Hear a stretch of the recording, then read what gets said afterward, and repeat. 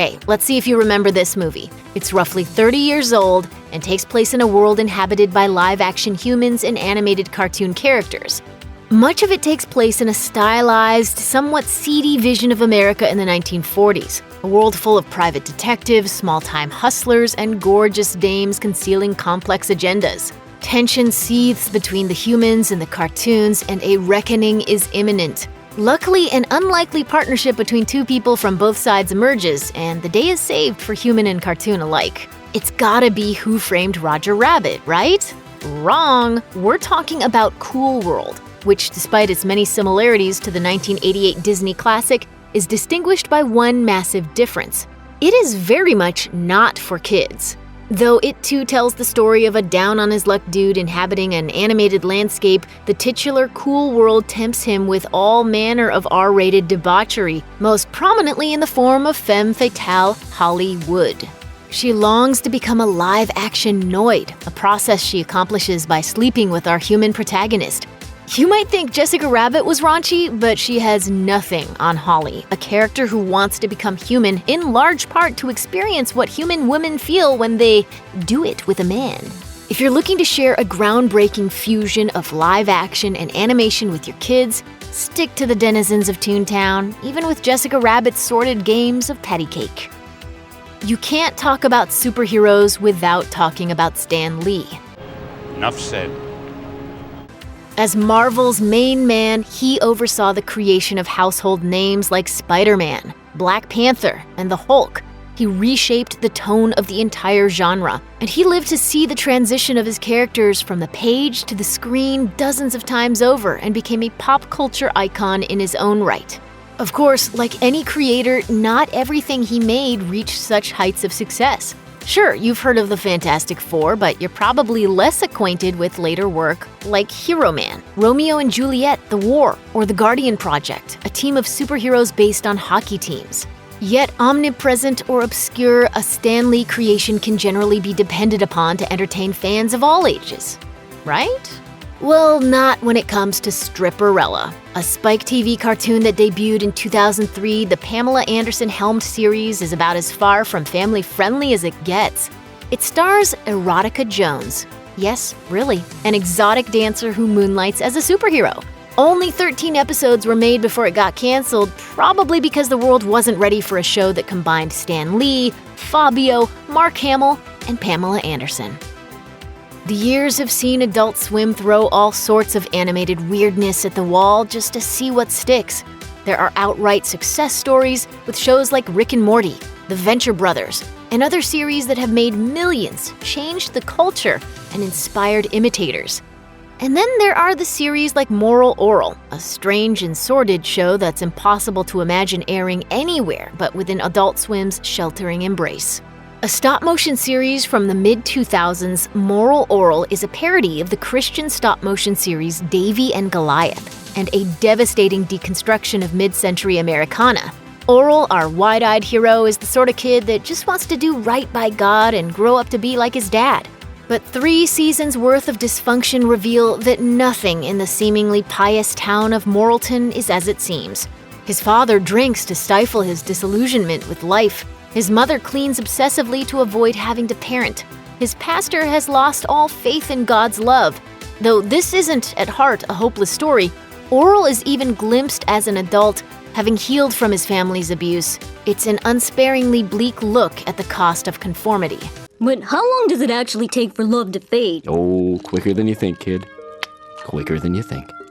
In this light, the purpose of the show's kid-friendly aesthetic becomes clear. Every moment of darkness is also a moment of exquisite tension between form and content. Its juxtaposition at its most precise. Just make sure to keep the box set on the highest shelf. Cleopatra, Abraham Lincoln, and JFK walk into an American high school. But this isn't the setup to a truly bizarre joke, it's the premise of the cult classic Clone High, co-created for a single-season run back in 2002 by Phil Lord and Christopher Miller. The team better known today for the Lego Movie and Spider-Man Into the Spider-Verse. Set in the fictional town of Exclamation, Clone High follows the traumas, triumphs, and many very special lessons a group of teens who happen to be the clones of famous historical figures endure.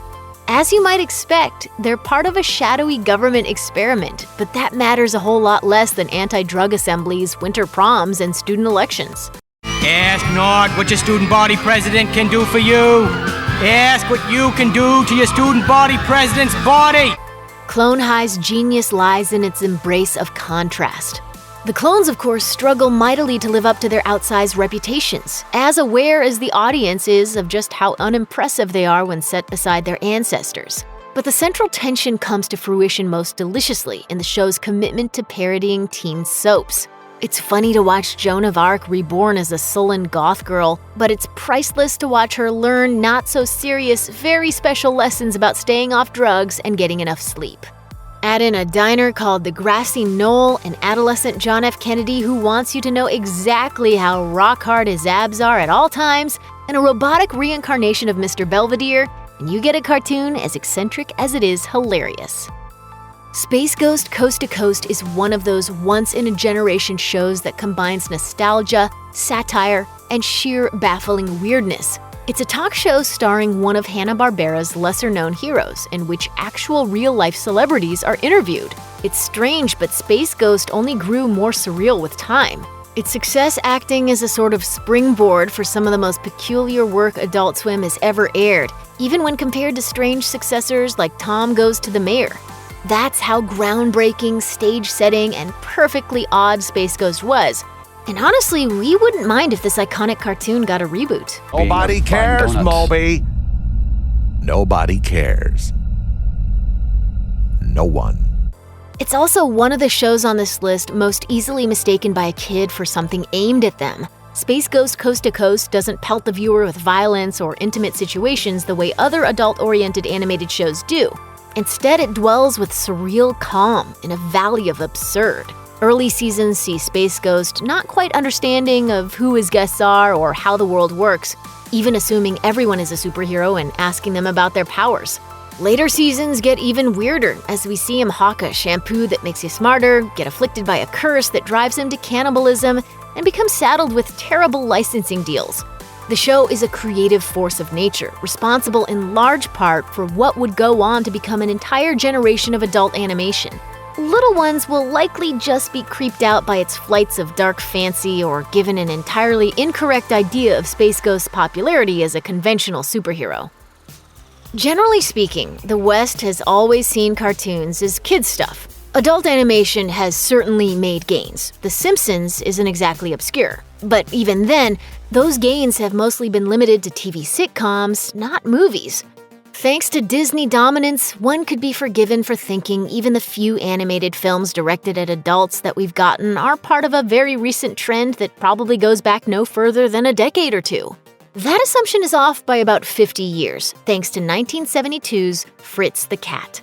This isn't just an animated movie that happens to be intended for adults. It was originally X-rated, the first animated film in the United States to be so, and for a whole lot of very good reasons. Adapted from the legendarily taboo work of cartoonist R. Crumb, Fritz the Cat follows the feline wannabe poet on a journey through the free love era's deepest pits of hedonism. Though director Ralph Bakshi has correctly identified that Fritz the Cat is a little less shocking by today's standards, it's still the kind of stuff that you don't want to see a whole lot of in mainstream movies, animated or otherwise. This is, after all, a movie in which a cartoon cat engages in group intercourse, gets high, hides from the cops, and ends up on a motorcycle with a neo-Nazi rabbit. In isolation, however, the characters often look like the soft, cuddly sort of mascots one might find on school supplies. In his big red sweater, Fritz in particular is eye-catchingly cute, and just as wildly, horrifically inappropriate for the crowd most cartoons about fuzzy animals are meant for. Aeon Flux contains multitudes. Gnostic philosophy, late 90s clubwear, and techno-utopianism are all a big part of the slickly animated series. It's a show with a vision of the future that's as stylish as it is horrifying.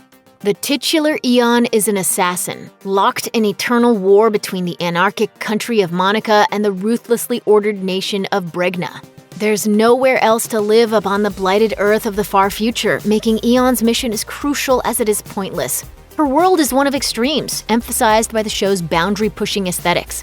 Aeon herself is so ludicrously sexualized that she goes entirely round the bend and ends up grotesque. That purposefully off-putting style has its roots in animation of a very different sort, the kind for kids far too young for Aeon Flux. Creator Peter Chung got his start working on Rugrats, the standard bearer of the lumpy 1990s Nickelodeon look. Indeed, Aeon looks startlingly natural when placed beside Tommy Pickles and cartoons like the Wild Thornberrys that carried on its aesthetic legacy. From an animation nerd point of view, this is a fascinating bit of connected tissue between some very unlikely works of art. But for anyone in charge of making sure kids don't get a spy thriller laced with bondage imagery with the playpen-bound adventures of a band of early 90s toddlers, it's to be noted with care. I got one of our newest videos right here. Plus, more Looper videos about your favorite shows are coming soon. Subscribe to our YouTube channel and hit the bell so you don't miss a single one.